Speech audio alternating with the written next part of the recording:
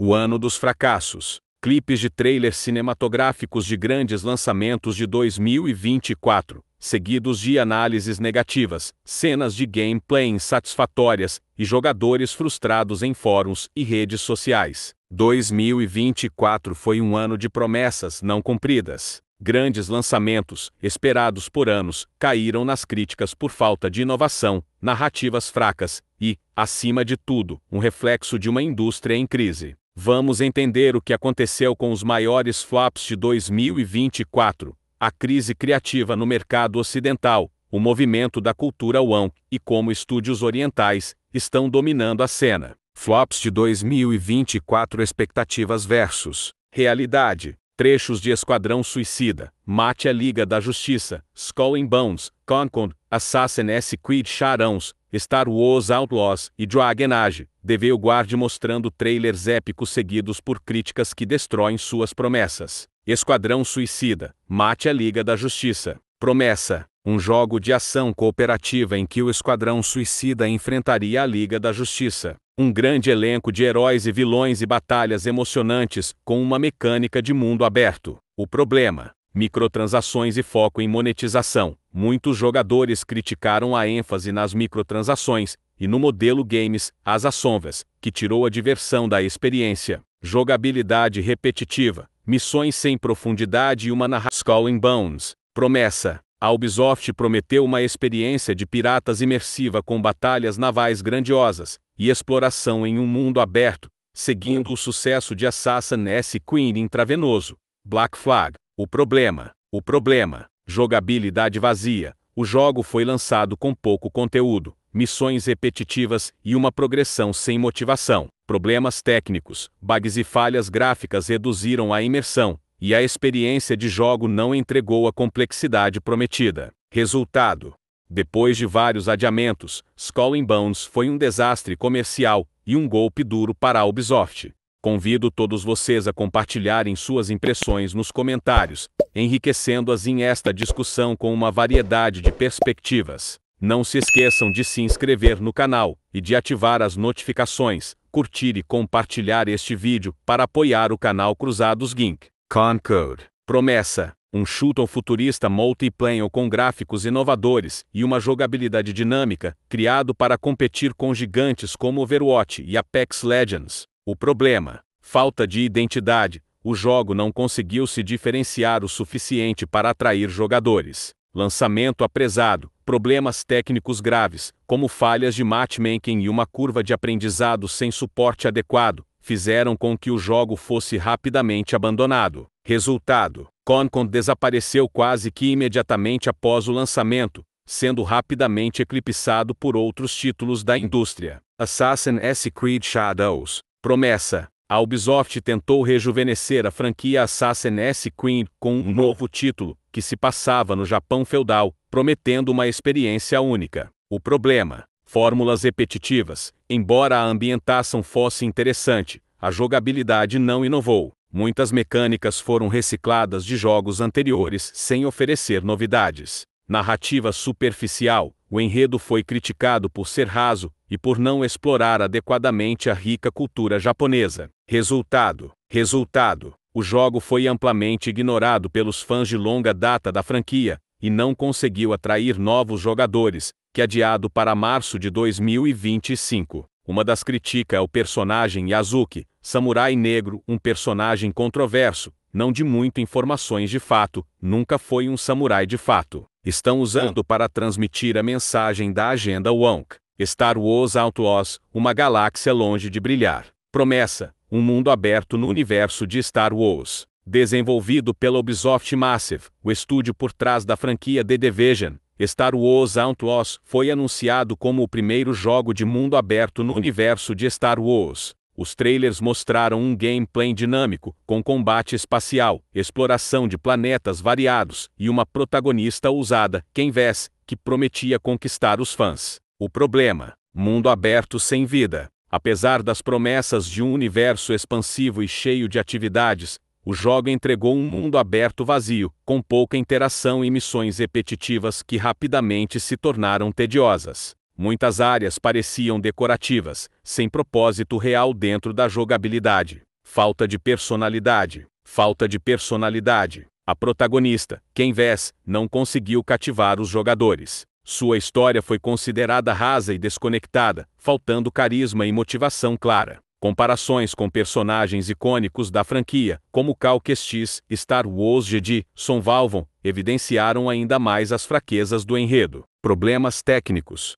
No lançamento, o jogo enfrentou uma série de bugs, falhas de desempenho em consoles e otimização fraca para PC. O combate espacial, um dos aspectos mais aguardados, foi criticado por ser limitado e simplista. A polêmica da monetização. Assim como outros títulos da Ubisoft, Star Wars Outlaws incluiu microtransações e um passe de temporada logo no lançamento, o que gerou críticas, especialmente considerando o alto preço inicial do jogo. Muitos jogadores sentiram que o conteúdo pago deveria estar integrado à experiência principal. Recepção. Críticas da mídia e dos fãs. Avaliações medianas destacaram que o jogo não conseguiu capturar a essência do universo Star Wars. Fãs reclamaram da falta de inovação e da sensação de que o jogo foi projetado mais para cumprir uma checklist corporativa do que para oferecer uma experiência genuína. Impacto nas vendas. As vendas iniciais foram fortes devido ao nome Star Wars,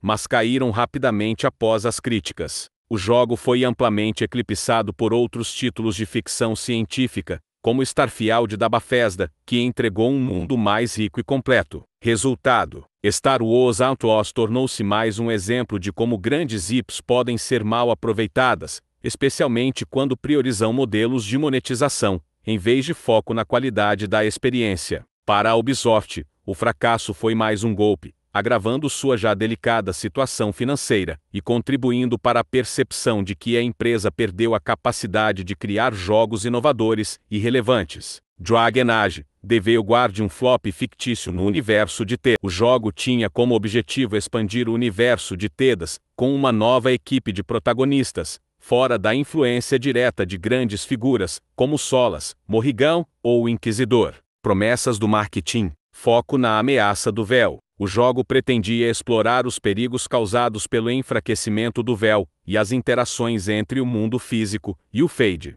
Gameplay tático e combate em equipe. A BioWare prometeu um sistema de combate híbrido, misturando a estratégia clássica dos primeiros jogos com a ação fluida de Inquisition. Narrativa autônoma. Diferente dos títulos anteriores, The Veilguard seria uma história independente, permitindo novos jogadores entrarem no universo, sem a necessidade de conhecer a lore dos jogos anteriores. O que deu errado? Uma produção conturbada. Desenvolvimento problemático. Assim como outros projetos da BioWare, The Veilguard sofreu com adiamentos frequentes e mudanças no escopo do jogo. A EA pressionou o estúdio para apressar o lançamento, resultando em um produto final mal polido. Crise de identidade. O jogo tentou agradar fãs antigos, ao trazer elementos táticos de Origins e Dragon Age 2, enquanto tentava atrair novos públicos, com um gameplay de ação simplificado. O resultado foi um sistema que não agradou completamente a nenhum dos dois grupos. 3. História fraca e protagonistas sem carisma, personagens desinteressantes. A equipe principal, os Veilguard, foi descrita como genérica, sem a profundidade ou complexidade emocional esperada de um jogo da BioWare. Comparações inevitáveis com equipes icônicas, como os Companions de Origins ou a Inquisição de Inquisition, evidenciaram as fraquezas narrativas. Conexão limitada com a lore. A trama principal parecia desconectada das questões maiores de Thedas, e muitos fãs criticaram a ausência de referências significativas a personagens ou eventos anteriores da série. 4. Aspectos técnicos decepcionantes. Gráficos desatualizados. Apesar de utilizar a Frostbite Engine, o jogo foi criticado por visuais desatualizados e animações rígidas, especialmente em comparação com RPG concorrentes lançados no mesmo período. Bugs e glitches. Problemas técnicos, como missões que não podiam ser concluídas, travamentos frequentes e falhas gráficas, arruinaram a experiência de muitos jogadores. 4. Aspectos técnicos decepcionantes. Gráficos desatualizados. Apesar de utilizar a Frostbite Engine, o jogo foi criticado por visuais desatualizados e animações rígidas, especialmente em comparação com RPG concorrentes lançados no mesmo período. Bugs e glitches. Problemas técnicos, como missões que não podiam ser concluídas, travamentos frequentes e falhas gráficas, arruinaram a experiência de muitos jogadores. Recepção e impacto no público. Críticas pesadas. A mídia especializada deu notas medianas a baixas, com elogios pontuais à ambientação e à trilha sonora, mas críticas generalizadas à jogabilidade, história e polimento técnico. Fãs antigos da franquia expressaram decepção, destacando como The Veilguard falhou em capturar a essência de Dragon Age. Vendas fracas. As vendas iniciais foram decepcionantes, e o jogo rapidamente perdeu espaço para RPG concorrentes, como Baldur's Gate 3 e Elden Ring. A queda no interesse prejudicou o planejamento de DLC e conteúdos adicionais. Capítulo 2. A influência da cultura woke nos games. Cena. Imagens de personagens e temas representativos em jogos, seguidas de discussões acaloradas em redes sociais, e vídeos de influenciadores sobre o movimento. O que é cultura woke? A cultura woke se refere a um movimento crescente que busca promover a diversidade, inclusão e justiça social. Nos jogos, isso se traduz em mais representatividade de gênero, raça e sexualidade. No entanto, a implementação desse movimento nem sempre é bem recebida. Exemplos e polêmicas. Sweet Baby e a Ubisoft. A Sweet Baby, uma consultoria especializada em diversidade e inclusão, foi contratada por vários estúdios, incluindo a Ubisoft. No entanto, sua influência na criação de personagens e narrativas causou controvérsia. Muitos jogadores acusaram os desenvolvedores de forçar representatividade de maneira superficial, resultando em personagens e histórias que pareciam desconectados do mundo dos jogos. Reações do público. Embora a diversidade seja um aspecto positivo quando bem executada, muitas vezes a inclusão foi vista como forçada, com personagens e histórias artificiais. Jogadores sentiram que, em vez de enriquecer a narrativa, as mudanças forçadas enfraqueceram a imersão. Cultura woke e o flop de Dragon Age. The Veilguard. A inclusão mal executada. Uma das críticas mais frequentes a Dragon Age, The Veilguard, foi a tentativa de integrar temas sociais contemporâneos de forma forçada, muitas vezes chamada de cultura woke. Embora Dragon Age sempre tenha sido uma franquia progressista, abordando questões como diversidade, desigualdade social e conflitos de poder, muitos fãs sentiram que The Veilguard extrapolou a abordagem, priorizando mensagens sociais em detrimento da narrativa e da construção de mundo. Nessa semana repercutir a demissão da diretora do jogo.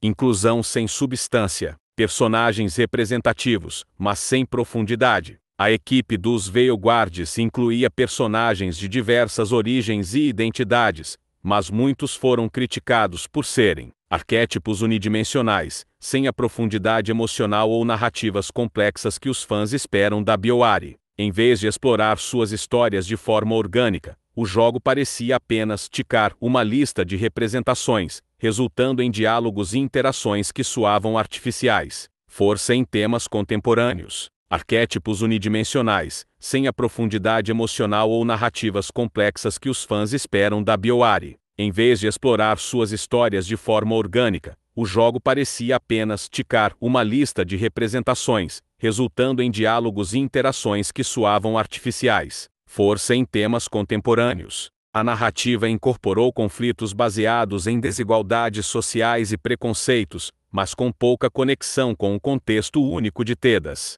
Questões como representatividade de gênero ou questões raciais, embora importantes, foram criticadas por serem apresentadas de forma anacrônica e desconexa com o universo do jogo. 2. Alienação de fãs. Muitos jogadores, incluindo fãs leais da série, sentiram que o jogo priorizou mensagens políticas sobre a qualidade da experiência. Comentários apontaram que a BioWare estava tentando pregar moral em vez de focar na narrativa e na jogabilidade. Comparações com títulos anteriores, como Dragon Age ou Agents of Inquisition, mostraram como a franquia já havia abordado questões sociais de maneira mais sutil e integrada ao mundo fictício. 3. Foco no Marketing Walk. Antes do lançamento, o marketing de The Veil Guard destacou a inclusão e diversidade como um dos pilares do jogo, mas a execução dessas ideias dentro do jogo foi superficial. Isso gerou críticas de todos os lados. Fãs progressistas reclamaram da falta de profundidade e da abordagem rasa.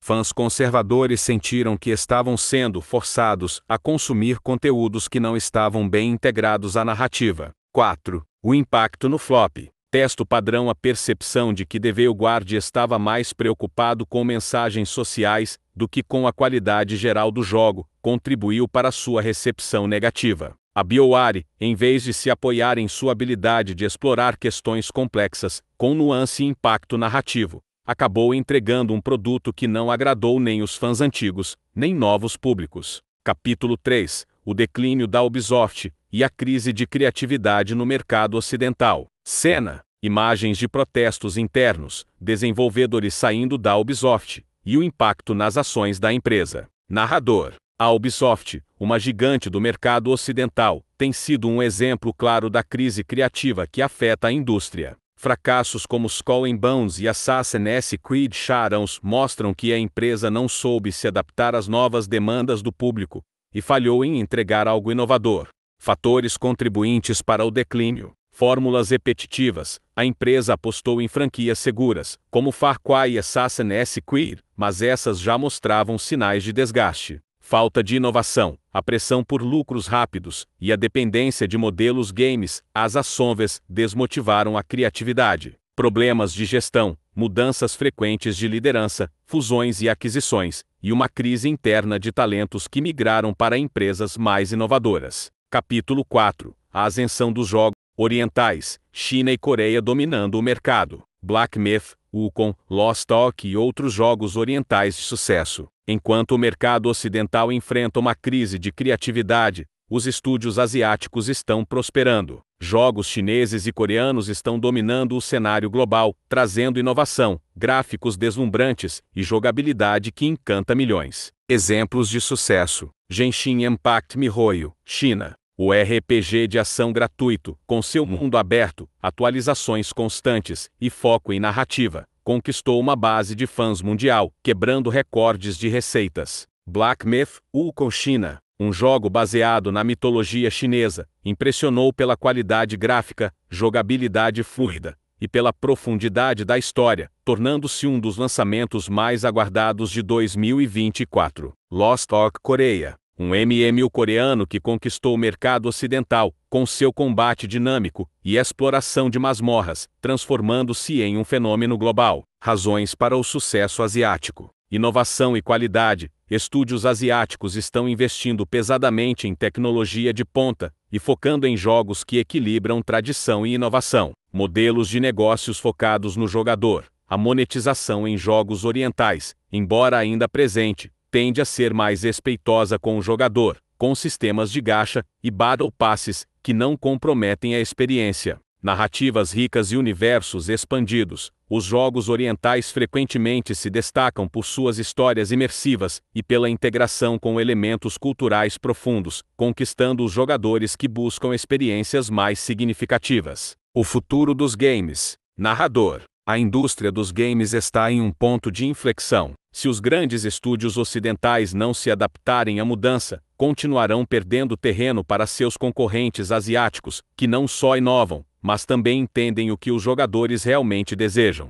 E agora, cruzados, quero ouvir de vocês. Compartilhem nos comentários o que acharam dos flops e a seção dos jogos orientais. Quais são suas expectativas e teorias? Não se esqueçam de apoiar o Cruzados Geek. Apreciem este vídeo, compartilhem com seus amigos, inscrevam-se no canal e ativem o sininho para não perderem nada. Se quiserem patrocinar o canal, todas as informações estão na descrição. Sigam-nos também nas redes sociais para mais conteúdos e debates. Deus Vult. Continuam sendo os valentes cruzados e as destemidas donzelas do escudo, lutando por uma cultura que exalta o heróico e o virtuoso. Nos vemos no próximo vídeo. Feliz Ano Novo!